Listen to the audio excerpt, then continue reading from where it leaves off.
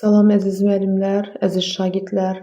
Bugünkü mövzumuz 1917-ci il fevral inqilabından sonra Azərbaycandakı vəziyyət haqqında olacaq.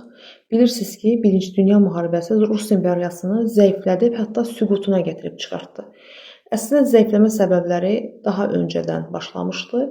1900-1903-cü il dünya iqtisadi böhranı Rusiya iqtisadiyyatını iflic vəziyyətinə salmışdı. 1904-5-ci illərdə Yaponlarla Ruslar arasında baş verən müharibə nəticəsində Rusiyada uduzmuşdu. Bu həm onun siyasi, həm də iqtisadi inkişafına mənfi təsir göstərmişdi. 1917-ci ildə fevral inqilabı baş verdi. Çünki imperiyanın hakim dairələri siyasi rejimi xilas etmək üçün əsaslı dəyişikliklər, islahatlar həyata keçirtmədilər. Və inqilabın nəticəsində də Rusiyada Romanovların yaratmış olduğu monarxiyaya son qoyuldu. Çar II. Nikolay hakimiyyətdən imtina etmək məcburiyyətində saxlanıldı və Rusiyada iki hakimiyyətlik yaradıldı. Rusiyanın bir hissəsində 1917-ci ilin martın 4-də müvəqqəti hökumət və 1917-ci ilin martın 6-sında Fəhlə Deputatları Soveti yaradıldı. Və iki hakimiyyətli, yəni müvəqqəti hökumətdə, eyni zamanda Fəhlə Deputatları Soveti də hər biri hakimiyyətlərini möhkəmləndirmək məqsədinə müəyyən tədbirlər keçirdilər. Məsələn, müvəqqəti hökumət 1917-ci il mart ayının 4-də İctimai Təşkilatların İcarə Komitəsini yaradır. Bakıda və digər ərazilərdə, qəzalarda yerli nümayəndəli hakimiyyət orqanı idi. 17-ci il martın əvvəlindən başlayıb Rusiyada yaşayan bütün vətəndaşların dini, milli zəmində ayrı-seçkiliyini qadağan edən bəyannamə verildi. Siyasi məhbuslara amnistiya verildi. Qafqaz canişini ləğv edib əvəzinə də xüsusi Cənubi Qafqaz komitəsini yaratdılar. Komitənin tərkibində 4-cü Dövlət Duması, Cənubi Qafqazdan olan nümayəndəliklər var idi və bilirsiniz ki, komitənin 4 üzvündən biri Azərbaycanı təmsil edən Məmməd Yusif Cəfərov idi və eyni zamanda bölgədə gerçək siyasi hakimiyyətin yaradılması üçün də müəyyən səylər göstərsələr də bu əslində uğurlu olmadı. Rusiyanın paytaxtı Petrogradda 1917-ci ilin fevralında baş verən inqilab xəbəri martın 2-sinə Azərbaycana çatanda cəmiyyətin bütün təbəqələri bunu sevinclə qarşılayırlar. Ən əsas da deməli siyasi məhbuslara amnistiya verilməsi sevinclə qarşılandı. Məhəmməd Əmin Rəsulzadə yazırdı. 1917-ci il inqilabı məhkum siniflərə hürriyyət, məhkum millətlərə isə muxtariyyət verəcəkdir. Müvəqqəti hökumət Cənubi Qafqazda özünün yerli hakimiyyət orqanlarını yaratdı. Bakıda İctimai Təşkilatların İcarə Komitəsi yaradıldı 1917-ci ilin mart ayında və burada bizi təmsil edirdi Hacınski və Rəsulzadə.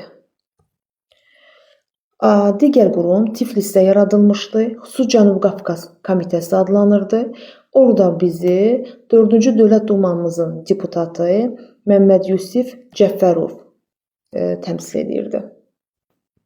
İctimai Təşkilatların İcarə Komitəsi böyük əksəriyyəti Azərbaycanlılar olmasına baxmayaraq əsas işi, yəni rəhbərliyi qeyri-Azərbaycanlılar həyata keçirirdi.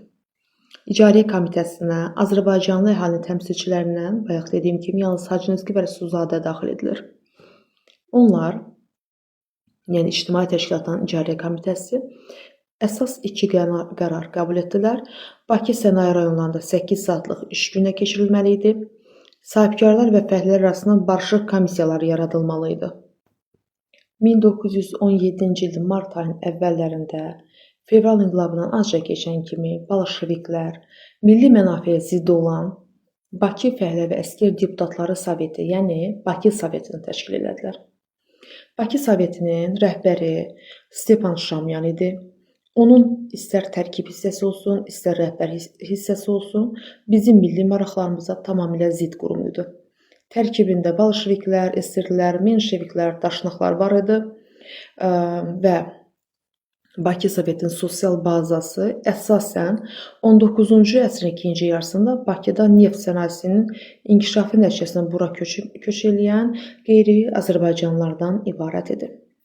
Və bu qurum özünün ilk iclasında müəyyən qərarlar qəbul etdi. Bakı Soveti, Azərbaycan milli siyasi qüvvələri təmsil olunmurdu bu iclasda. Menşeviklər bolşeviklərdən fərqli olaraq müvəqqəti hökumətin Birinci Dünya müharibəsi davam etdirməsi qərarını dəstəklədilər.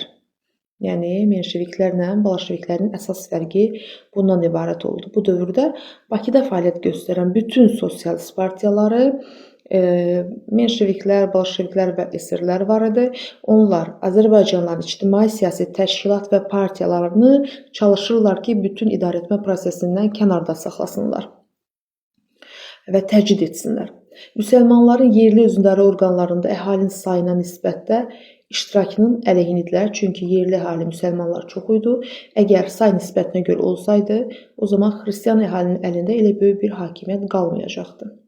Bakı Sovetə keçirilən seçkilərdə yalnız 2 Azərbaycanlı bolşevik deputat seçilir. Bakı Ərzaq Komitəsinə keçirilən seçkilərdə Azərbaycanın milli siyasi qüvvələrinin qazandığı qələbələr də sosialistləri narahat elədi. Gələcəkdə fikirləşəcəklər ki, Azərbaycanlıların tərkibini da sosial bazasını zəiflətmək lazımdır. Fevral inqilabı nəticəsində Şimali Azərbaycanın milli azadlıq hərəkatı yeni bir mərhələyə, 3-cü mərhələyə daxil oldu. Azərbaycanda, Şimali Azərbaycanda milli azadlıq hərəkatı 3 mərhələdən ibarətdir. Bu birinci mərhələ 1875-1904-cü illər, ikinci mərhələ 1904-1917-ci illər, üçüncü mərhələ 1917 və 18-ci illəri əhatə edir. Fevral inqilabından sonra Rusiyanın bir çox şəhərlərində olduğu kimi Bakıda, Yelizavetpolda yerli hakimiyyət orqanları, ictimai təşkilatları, siyasi partiyaları özündə birləşdirən milli şuralar və komitələr yaranmağa başlayır. Müsavat, Türkiyədə mərkəziyyət partiyaları var idi bizdə. Bunlara, yəni bu üslubda qurulan. Türk Ədəmi Mərkəziyyət Partiyası, Qeyrət Partiyasının şüarları ilə çıxış edirdi və mitinqlarda yaşasın Azərbaycan muxtariyyəti şüarını irəli sürürdülər. Azərbaycan məfhumu siyasi məna kəsb etməyə başladı artıq. Müsəlman xalqlarının dini zəmində birliyin yaradılmasını tələb edən Müsəlmanlıq İttihat Partiyasından fərqli olaraq türkçülük mövqeyində çıxış edirdilər. Rusiyadakı bütün türk xalqlarının birləşməsi və birlikdə hüquqları uğrunda mübarizə aparmaq vəzifəsini də irəli sürürdülər. Türkçülük ideyalarına, bir də ki, əsas məsələlərə görə eyni proqramla çıxış etdiklərinə görə 1917-ci ilin iyun ayında Türk Ədəmi Mərkəziyyət Partiyası ilə Müsavat Partiyası birləşərək Türk Ədəmi Mərkəziyyət Müsavat Partiyası adlandırıldı və Azərbaycanın əsas milli siyasi qüvvəyə çevrildi. 1917-ci ilin oktyabr ayında Müsavat Partiyasının birinci qurultayı keçirildi. Qurultayda Müsavat Partiyasının yeni bir proqramı qəbul edildi. Bu proqramda Rusiyanın demokratik, federativ respublika prinsipi əsasının qurulması, muxtar ərazilərdə yerli əhalinin ana dilinin rəsmi elan olunması, torpaqların əvəzsiz olaraq kəndlərin xüsusi mülkiyyətinə verilməsi, fəhlələr üçün də 8 saatlıq iş günü təmin edilməsi maddələri əks olunmuşdu. Bu dövrdə milli azadlıq hərəkatının məqsədi Rusiya daxilində, yəni demokratik Rusiya daxilində özünü idarə etmə hüququ, muxtariyyətin əldə edilməsi məsələsi idi. 1917-ci ildə aprel ayında deməli Qafqaz müsəlmanlarının Bakı qurultayı keçirildi. Burada Məhəmməd Əmin Rəsulzadə çıxış edib müsəlmanlara ərazi muxtariyyətinin verilməsi tələbini irəli sürdü. Yenə də demokratik Rusiya tərkibində muxtar formanı qəbul edirdilər, yəni bunu istəyirdik. Qurultayda Azərbaycan təmsilçilərindən israrları ilə qətnamə qəbul edildi. Rusiya Federativ Respublika elan olunsun. Rusiyadakı xalqlara ərazi muxtariyyəti verilsin. Qurultayın sonunda Rəsulzadənin təklif etmiş olduğu milli ərazi muxtariyyəti təklifi qəbul edildi. Baş verən siyasi hadisələr nəticəsində artıq 17-ci ilin sonlarından etibarən müstəqil Azərbaycanın yaradılması ideyası da güclənməyə başlayır.